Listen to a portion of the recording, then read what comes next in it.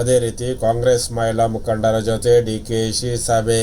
ಮುಂದಿನ ಪೀಳಿಗೆಯ ನಾಯಕಿಯರನ್ನು ತಯಾರಿ ಮಾಡುವುದು ಗ್ಯಾರಂಟಿ ಯೋಜನೆ ಬಗ್ಗೆ ಮಹಿಳೆಯರ ಅಭಿಪ್ರಾಯ ಸಂಗ್ರಹ ಹಾಗೂ ಕಾಂಗ್ರೆಸ್ ಪ್ರತ್ಯಕ್ಷದರ್ಶಿ ಮಹಿಳೆಯರನ್ನು ಸೆಳೆಯುವ ವಿಚಾರವಾಗಿ ಪಕ್ಷದ ಹಿರಿಯ ನಾಯಕಿ ಅವರ ಅಭಿಪ್ರಾಯ ಸಂಗ್ರಹಿಸಲಾಗಿದೆ ಎಂದು ಕೆಪಿಸಿಸಿ ಅಧ್ಯಕ್ಷ ಡಿಕೆ ಶಿವಕುಮಾರ್ ತಿಳಿಸಿದ್ದಾರೆ.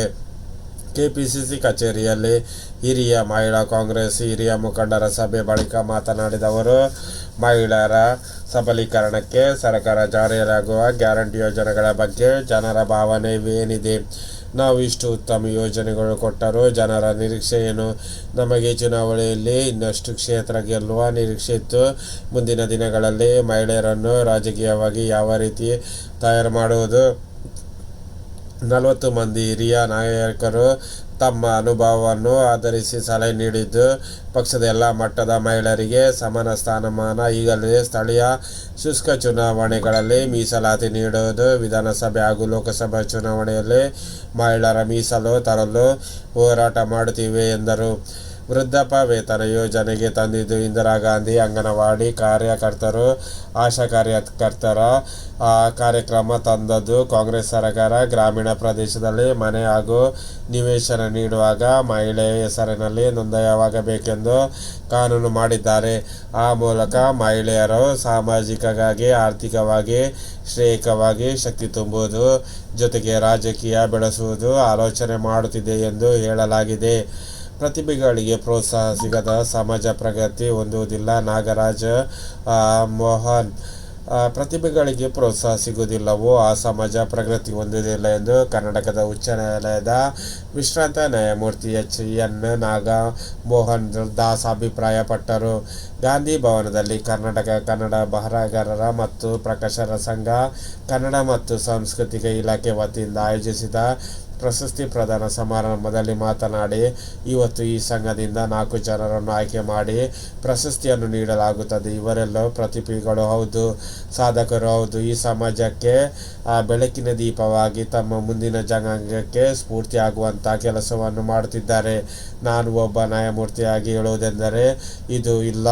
ಪ್ರಶಸ್ತಿಯು ಪಡೆದುಕೊಂಡು ಆಯ್ಕೆಗೆ ನ್ಯಾಯಸಮ್ಮತವಾಗಿ ಎಂದರು. ಸಾರ್ವಜನಿಕರ ಗ್ರಂಥಾಲಯ ಇಲಾಖೆ ನಿರ್ದೇಶಕಿ ಎಂ. ಕನಗದಲ್ಲಿ ಮಾತನಾಡಿ, ತಂತ್ರಜ್ಞಾನದ ಅಳವಡಿಕೆಯಿಂದ ಓದು ಕಡಿಮೆ ಆಗುತ್ತಿದೆ ಎನ್ನುವುದು ಎಲ್ಲರ ಅಭಿಪ್ರಾಯ. ಅದು ಒಂದು ಕಡೆ ಹೌದು. ಪ್ರಸ್ತುತ ಕಾಲಘಟ್ಟದಲ್ಲಿ ಅವಕಾಶಗಳು ಬಹಳಷ್ಟಿದೆ. ಅಂತಹ ಅವಕಾಶಗಳನ್ನು ಸದುಪಯೋಗ ಮಾಡಿಕೊಂಡರೆ ಮಾತ್ರ ಕನ್ನಡ ಸಾಹಿತ್ಯ ಎತ್ತರಕ್ಕೆ ಬೆಳೆಯಬಹುದು.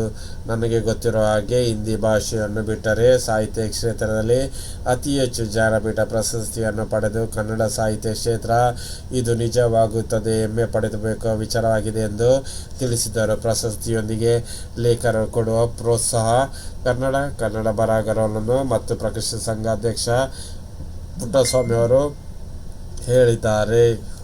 ಅದೇ ರೀತಿ ಅನಧಿಕೃತ ಕೇಬಲ್ ತೆರವಿಗೆ ಗಡುವು. ಬೆಸ್ಕಾಂ ವ್ಯಾಪ್ತಿಯಲ್ಲಿ ವಿದ್ಯುತ್ ಕಂಬಗಳಿಗೆ ಅನಧಿಕೃತವಾಗಿ ಅಳವಡಿಸಲಾದ OFC ಕೇಬಲ್, ಡಾಟಾ ಕೇಬಲ್ ಮತ್ತು ಡಿಶ್ ಕೇಬಲ್ಗಳನ್ನು ಜೂನ್ 8ರ ಒಳಗೆ ತೆರವು ಮಾಡಬೇಕೆಂದು ಇಂಟರ್ನೆಟ್ ಸೇವೆ ಕಂಪನಿಗಳು, ಟಿವಿ ಕೇಬಲ್ ಆಪರೇಟರ್ಗಳಿಗೆ ಬೆಸ್ಕಾಂ ಗಡುವು ನೀಡಿದೆ.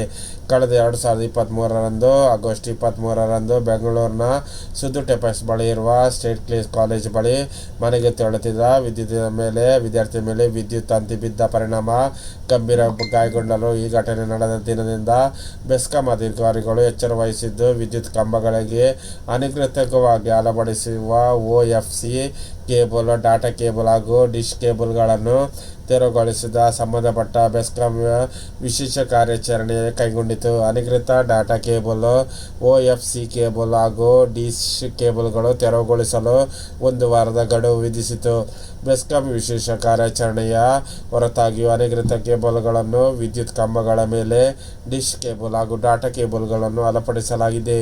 ಈ ಹಿನ್ನೆಲೆ ಬೆಸ್ಕಾಂ ವಿದ್ಯುತ್ ಕಂಬಗಳಲ್ಲಿ ಹಾಕಿರುವ OFC ಇಂಟರ್ನೆಟ್ ಡಾಟಾ ಕೇಬಲ್ ಹಾಗೂ ಡಿಶ್ ಕೇಬಲ್ಗಳನ್ನು ಬರುವ ಸೋಮವಾರ ಒಳಗೆ ತೆರವುಗೊಳಿಸಲು ಸೂಚನೆ ನೀಡಿದ್ದು ಎಂದು ಹೇಳಲಾಗಿದೆ.